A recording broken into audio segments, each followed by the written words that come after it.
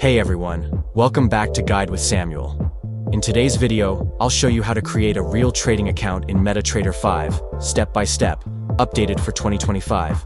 Let's get started. Step 1. First, choose a trusted broker that supports MetaTrader 5, like Exness, IC Markets, or FXTM. Step 2. Go to the broker's official website and click on Open Real Account.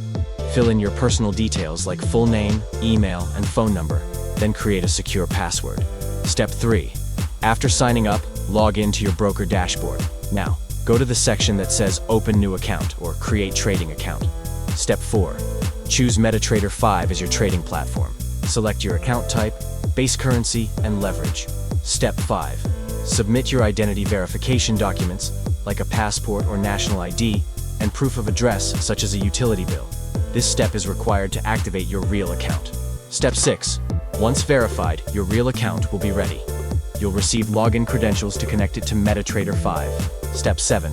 Open the MetaTrader 5 app. Go to log in to an existing account, enter your broker's server, and paste in your login details. That's it.